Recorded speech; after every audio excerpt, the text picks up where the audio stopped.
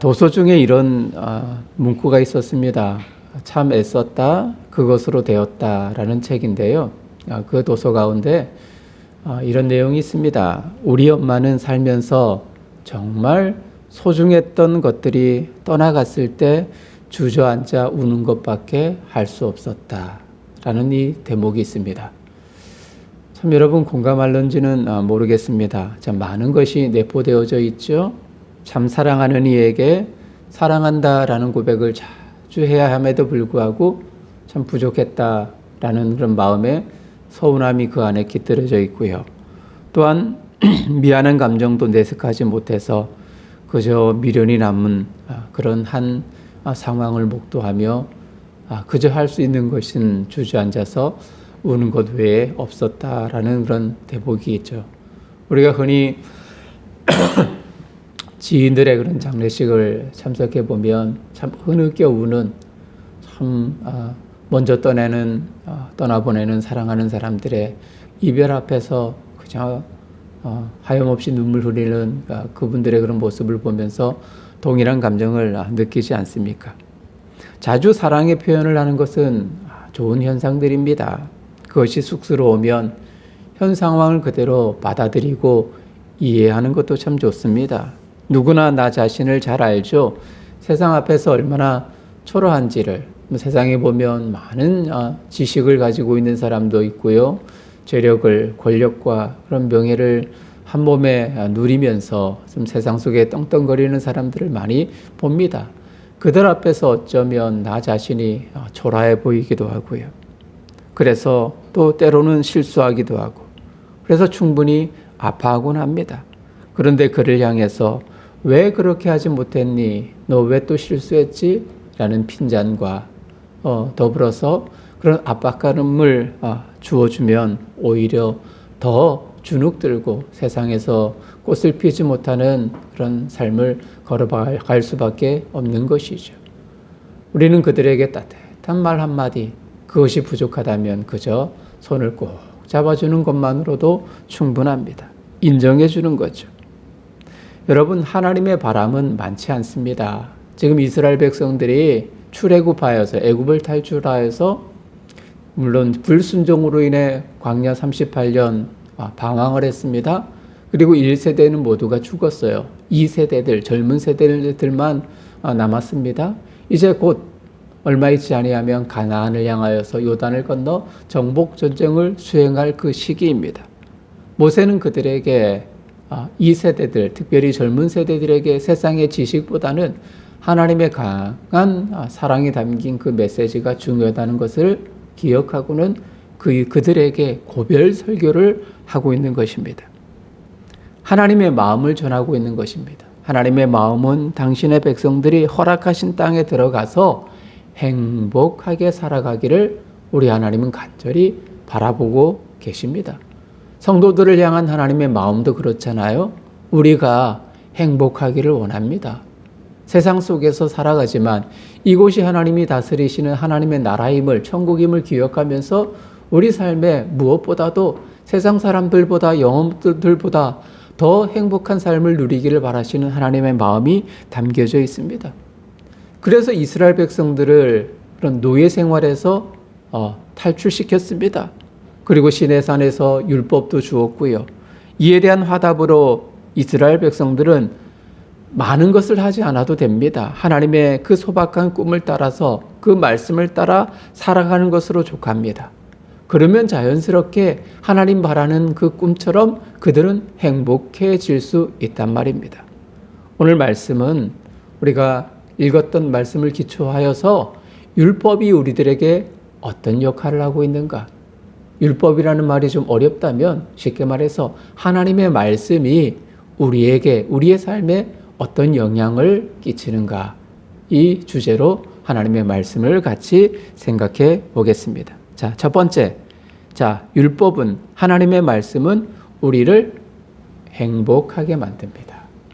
어떻게 한다고요? 행복하게 만듭니다. 하나님의 말씀은. 우리를 행복하게 만드는 요소들이 참 많이 있어요. 그죠? 물질이 많으면 행복하죠? 건강하면 사람과의 관계에서 참 많은 그런 좀 덕망 있는 사람들을 많이 만나면 뭐 자연스럽게 내 어깨가 우쭐대는 그런 경향들이 있어요. 그래서 행복하구나 사람들이 그렇게 말할런지는 모르겠지만 그러나 그것은 다 소멸되고 없어지는 것들입니다.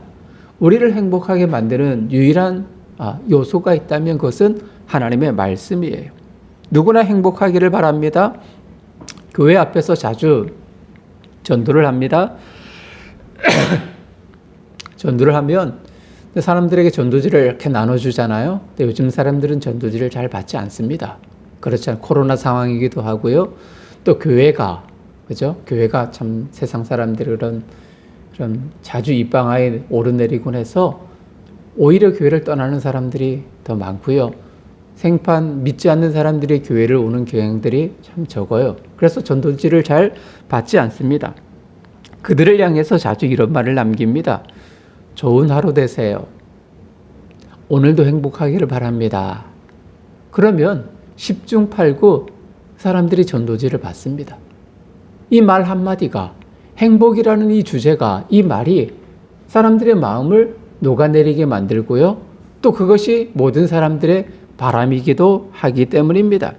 아이가 태어나서 자라고 초등학교를 입학하죠. 초등학교의 모든 수련 과정을 마치면 그리고 고등 이어서 대학이라는 좀 학문의 깊이와 넓이를 쌓죠.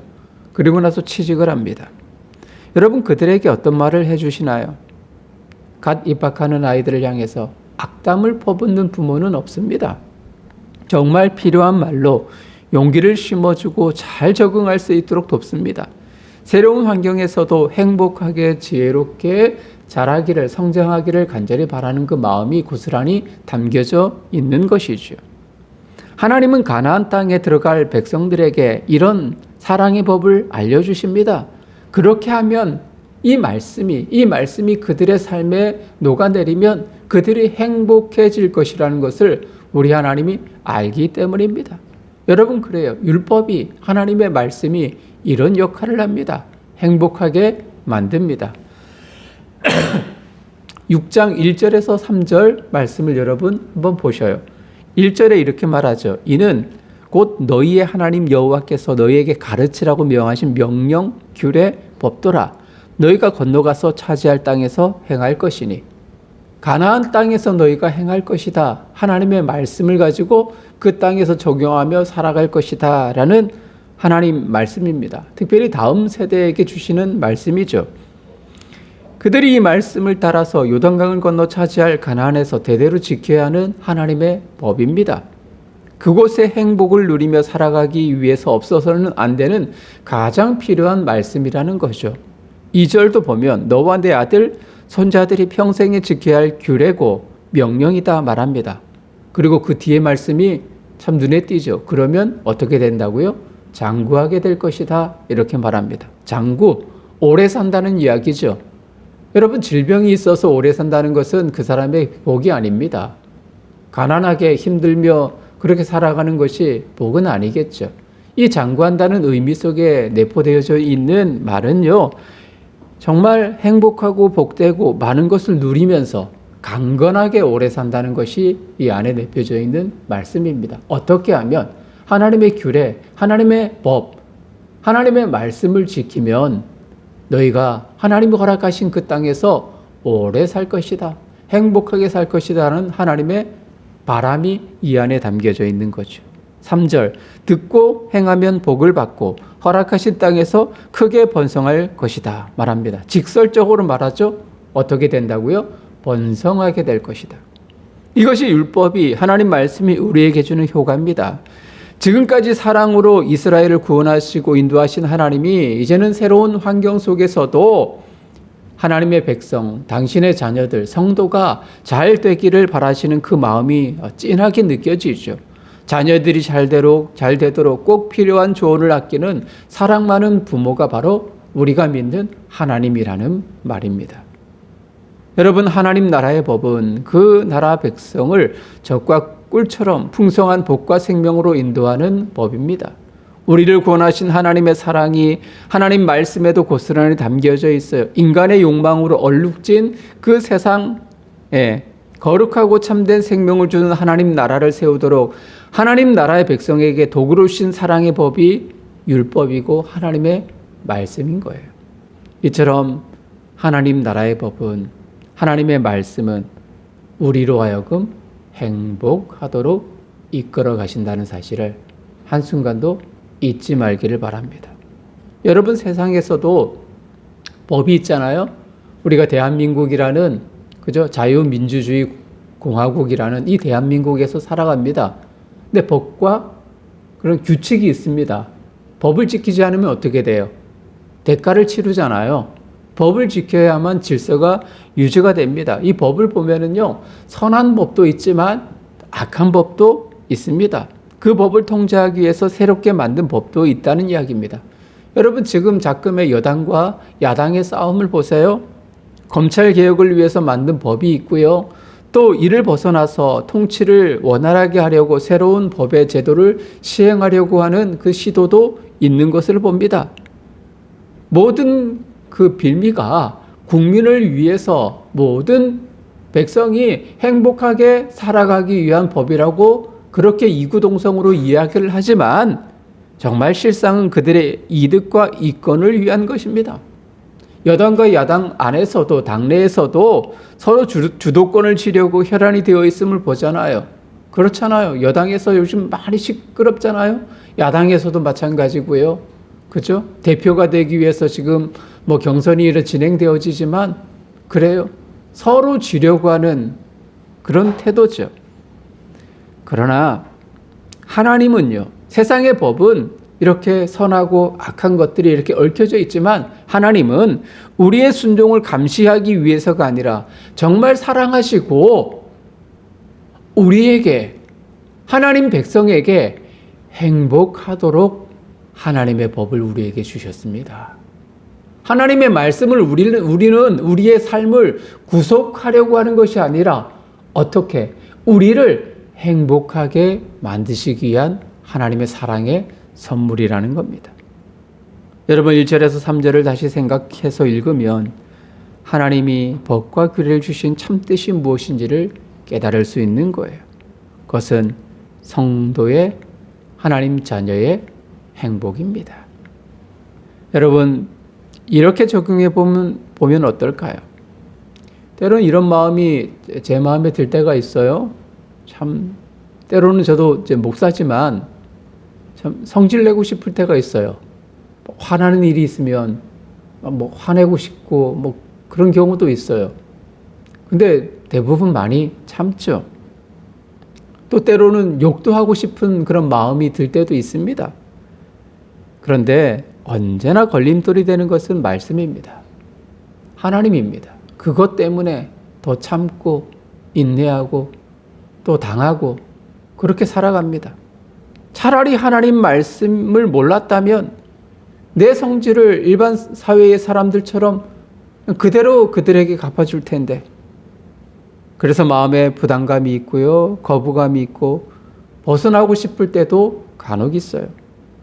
하나님의 말씀을 읽기 싫어하는 이유도 여기 있지 않을까요? 왜? 세상 사람들이 살아가는 일반 원리와 다르기 때문이죠. 하나님은 늘 사랑하라, 인내하라, 그렇게 말씀하시니까요. 여러분, 자녀들 키우잖아요. 자녀들이 좀 성장하면은요, 독립하고 싶어 해요. 각자의 방을 갖고 싶어 합니다. 이유가 무엇이냐면 부모의 간섭을 벗어나고 싶은 그 욕망, 충동 때문입니다. 처음에는 편하죠. 내 마음대로 할 수 있고요. 또 내가 먹고 싶은 것, 입고 싶은 것 마음대로 할 수 있습니다. 그러나 시간이 지나면 어때요? 부모가 그립습니다. 엄마가 해주는 밥이 그리울 때가 있습니다. 또 때로는 경제적으로 많이 힘들어할 때가 있죠. 우리의 의지와 우리의 생각도 중요하지만 하나님 말씀하시는 그 말씀의 이유를 깊이 생각하면 도리어 내게 유익이라는 그 영적인 풍요함을 느낄 수가 있는 거예요. 하나님의 말씀, 세상과 대립되고 적이 되는 것처럼 보이지만 종국에는 우리에게 행복을 심어줍니다. 하나님의 법, 율법은, 말씀은 우리에게 무엇을 심어준다고요? 행복을 심어줍니다. 두 번째, 하나님의 말씀은 하나님을 사랑하도록 우리를 이끌어갑니다. 하나님을 사랑하도록. 여러분, 자녀와 부모와의 관계가 서먹하면 그보다 더 불행한 가정이 없습니다. 한 가족, 한 지붕 안에서 살아가지만 엄마 아빠와 자녀와 이렇게 등을 돌리면서 살아가면 참 불편하잖아요. 힘들어요. 자, 그런데도 부모는 자녀들을 이해합니다. 사랑하려고 노력합니다. 시간이 흘러 부모를 자녀들이 이해하게 되면 이제 그들은 부모를 더 사랑하고 또 그 사랑을 느끼며 또 부모에 대한 그 감정의 그 마음이 변화가 오죠. 하나님도 그래요. 이스라엘을 사랑하셔서 그들을 노예에서 해방했고 그들에게 땅을 주시어 영원히 살아가도록 이끌어 가시려고 합니다. 38년의 광야 생활 속에서도, 사막 생활 속에서도 그들을 지키셨어요. 비록 그들이 불순종했지만 그러나 계속해서 주시는 하나님 말씀 앞에 이스라엘 백성들도 잠깐이지만 하나님을 신뢰하기 시작합니다. 하나님을 사랑하기 시작합니다. 그래요. 말씀은 하나님을 사랑하도록 우리를 이끌어 갑니다. 4절을 보겠습니다. 이스라엘아 들으라. 우리 하나님 여호와는 오직 유일한 여호와이시니. 이 말이 아주 유명한 말이죠. 여러분, 쉐마라는 말을 들어보셨죠? 히브리어의 아주 유명한 말입니다. 우리나라에 교육에 관심 있는 분들이라면 이 쉐마라는 말을 아마 거의 모르는 분은 없을 것이라고 생각합니다. 이 말은 모든 율법의 대원칙을 표명하는 한마디입니다. 이 쉐마라는 말은 들으라라는 말입니다. 무엇을 들으라는 이야기죠? 하나님의 말씀을 들으라. 하나님 말씀을 들으라. 귀를 기울여 들으라 라는 의미. 그리고 또 하나는 순종하라 라는 말이 내포되어져 있어요. 듣고 순종하라. 무엇을요? 하나님의 말씀을. 그러면 하나님을 사랑하게 된다라는 말입니다. 4절 하반절도 우리 하나님 여호와는 오직 유일한 여호와시니. 이 말씀에도 의미가 있죠. 창조주가 되시고 인도자 되시며 절대 힘을 가진 그분이 유일하신 여호와 하나님이다. 그 외에는 신이 없다라는 말의 뜻입니다. 여러분, 신약 성경에도 똑같은 의미가 담겨져 있거든요. 한 서기관이 예수님께 찾아와서 영생에 대한 관련된 그 질문을 했습니다. 근데 예수님께서 도리어 그 서기관을 향하여서 이렇게 질문을 했어요. 율법 중에 최고의 계명이 무엇이냐? 하나님 말씀 중에 최고의 계명이 무엇이냐? 서기관은 아주 명쾌하게 대답을 했어요. 망설임 없이. 왜? 서기관은 율법을 연구하는 사람이거든요. 그래서 율법의 말씀을 잘 알고 있기에 핵심의 말씀을 그는 예수님께 이야기를 했어요. 마가복음 12장 32절에 하나님은 한 분이시요 그 외에는 다른 이가 없습니다. 이렇게 말했어요. 여러분, 서기관 그가 고백하는 말을 통해서 율법은 하나님을 사랑하도록 이끌어 간다는 것을 직감할 수 있는 거죠. 하나님은 한 분이시고 다른 이가 없다. 유일한 그 한 분 하나님을 피조물인 인간은 사랑할 수밖에 없다라는 그 말이 서기관의 그 입에서 발현되는 것이죠. 사랑 많으신 참 하나님께 하나님 나라 백성이 드려야 할 가장 자연스러운 반응도 모든 것을 다 드려 하나님을 사랑하는 거예요. 마음과 그리고 뜻과 힘을 다하여서 감정과 지성과 의지와 소유와 목숨을 포함한 전 존재를 다 들여서 하나님을 사랑해야 하는 겁니다. 오전의 명령은 우리를 사랑하신 하나님을 우리의 전 존재로 사랑하라는 요청이 담겨져 있어요. 하나님의 무한한 사랑을 받은 자로서 하나님을 전심으로 사랑하는 태도로 하나님의 율법을 기억하고 지키라는 거죠. 너는 마음을 다하고 뜻을 다하고 힘을 다하여 내 하나님 여호와를 사랑하라. 예수님도 이 구절을 인용했습니다. 그리고 하나님께 전심으로 순종하는 그 사랑을 강조했습니다. 요한복음 14장 15절에 너희가 나를 사랑하면 나의 계명을 지키리라. 21절을 보면 나의 계명을 지키는 자라야 나를 사랑하는 자니 나를 사랑하는 자는 내 아버지께 사랑을 받을 것이요. 이 말씀이 서로 연결이 되잖아요. 하나님의 말씀은, 율법은 하나님을 사랑하게 만들고요. 하나님을 사랑하게 만들고 하나님을 사랑하면 어떻게 되죠? 하나님의 사랑을 받습니다. 그러면 우리가 잘 되고 행복하고 하나님의 뜻에 부합하는 삶을 걸어갈 수밖에 없는 거예요. 부모와 자녀와의 그런 관계를 여러분 생각해 보세요. 자녀가 부모를 사랑하면 부모의 마음은 어때요? 설레죠. 야, 드디어 내 자녀가, 내 아들이, 내 딸이 철이 들었구나. 나를 드디어 이해해주고 있구나. 사랑하구나. 야, 더 사랑해줘야지. 용돈도 듬뿍 주고요. 하고 싶은 거 다 하게 해주고요. 사랑받죠. 서로 간에 사랑받습니다. 사랑하면 그 말씀이 곧 사랑하게 만들어 간다는 이야기죠. 하나님의 말씀은 우리가 섬겨야 하고 우리가 예배해야 되고 우리가 정말 따라야 할 그분 하나님을 사랑하게 만드는 것입니다. 이렇게 고백하는 분을 봅니다. 목사님, 아직도요, 내 마음에는 하나님보다 세상에 더 관심이 있어요. 성공에 더 초점을 두는 것 같습니다. 이렇게 고백하고 상담을 요청하는 분이 계십니다. 왜 그럴까요? 하나님의 말씀을 많이 묵상하지 못해서 그렇습니다. 하나님의 말씀을 떠나서 그래요. 말씀이 주는 효능에 대해서 확신이 없기 때문입니다. 그래서 하나님께로 이끌림보다 세상에 더 관심이 있고요. 그쪽으로 기울여집니다. 여러분, 나쁘다는 의미는 아닙니다. 우리가 세상을 외면해야 할 존재는 아니거든요.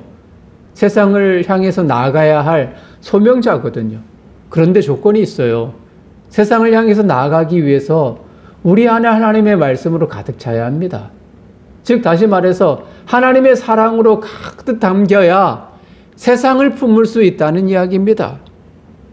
그래야 하나님의 그 사랑을 세상의 많은 영혼들에게 들려주고 모두가 구원 얻을 수 있는 하나님의 그 마음을 세상에 전할 수 있는 도구가 되는 것이죠. 그래서요, 말씀을 등한시하지 말아요.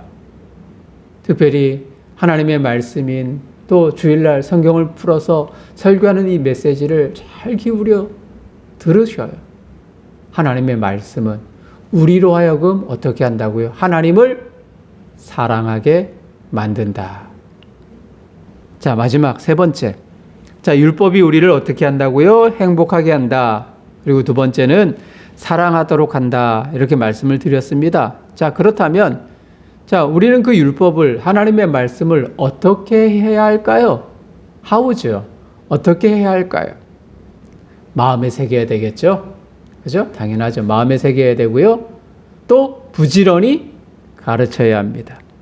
행복과 생명을 누리기 위해서 말씀대로 살아가려고 애써야 합니다. 6절에서 9절 말씀을 보십시오. 그 이전에 5절에서는 이렇게 이야기합니다. 마음을 다하고 뜻을 다하고 힘을 다하여 내 하나님 여호와를 사랑하라. 율법은 하나님을 사랑하도록 이끌고 실제로 우리는 하나님을 사랑해야 합니다. 그러면 어떻게 사랑의 표현을 드릴 수 있을까? 그것이 6절에서 9절까지 나타나는 적용의 말씀입니다. 삶 속에서 행해야 하는 실천의 상황을 우리들에게 표현하고 있단 말입니다. 6절에서 하나님의 말씀을 어떻게? 마음에 새기라, 두라 합니다. 율법을 오랫동안 보존하기 위해서 출애굽기 24장 말씀을 보면 모세는 하나님이 주신 그 율법의 말씀을 돌판에 새겼어요. 돌판에 새겼다는 것은 영구히 보존하고 간직하겠다라는 의지의 표현이겠죠.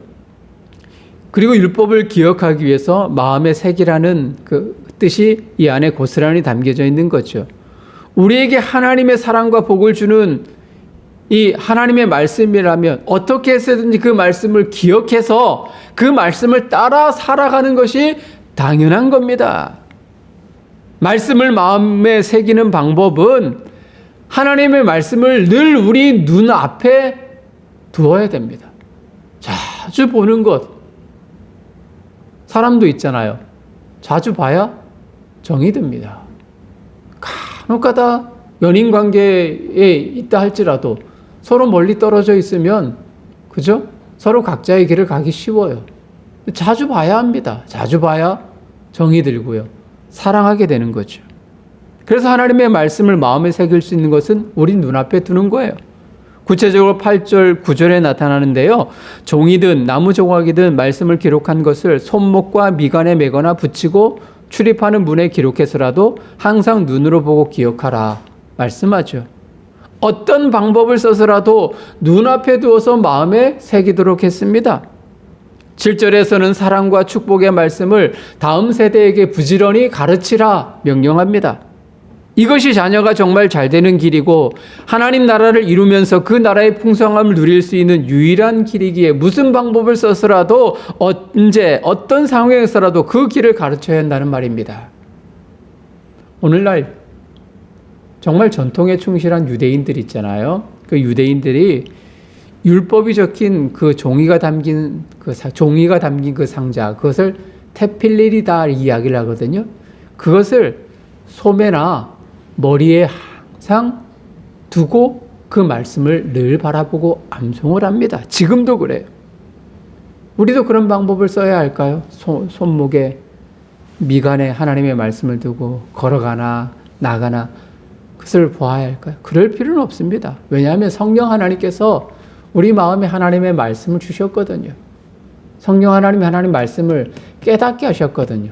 그래서 늘 우리 곁에 그냥 성경 이 하나님의 말씀을 두면 됩니다. 시간이 되면 하나님 말씀을 읽고요, 보고요, 또 생각하고요.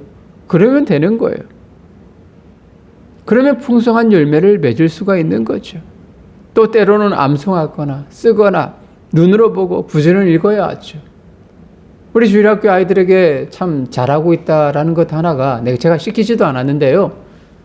주일학교는 우리 오전 11시 어른들 예배 드리고 우리 아이들은 약간 소음이 있긴 하지만 아이들 교육실에 가서 이제 교육을 받는데 특별히 성경을 쓰는 그런 이제 프로그램이 하나가 있더라고요. 얼마나 몇 시간 쓰는지는 모르겠지만 또 잘 쓰는지는 모르겠지만 그것이 하나의 훈련입니다. 하나님의 말씀을 가까이 가도록 그 말씀을 새기도록 하려는 훈련의 한 방도죠. 그것은 정말 잘한다라고 박수 쳐주고 싶어요.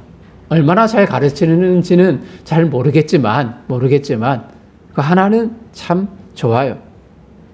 여러분, 우리가 적용 부분을 이렇게 다루는데 어떤 느낌이 듭니까?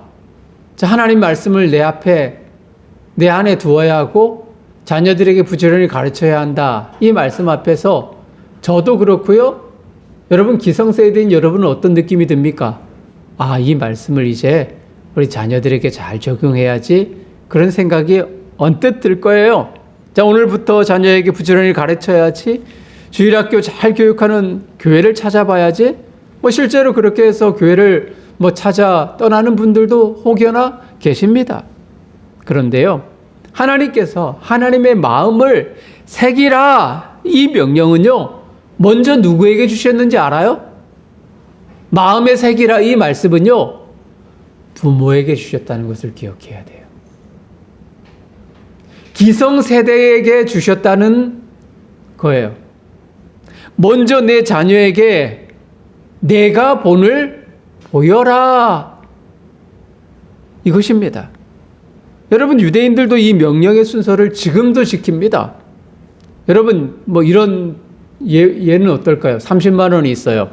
딱 30만 원이 있는데 자, 이 30만 원을 어떤 순서로 써야 할까요? 자, 첫째, 자, 하나는 아들 영어 과외비로, 자, 둘째, 딸 피아노 레슨비로, 자, 세 번째는 엄마의 성경학교 암송 비용으로, 어떤 순서로 여러분 쓸 거예요?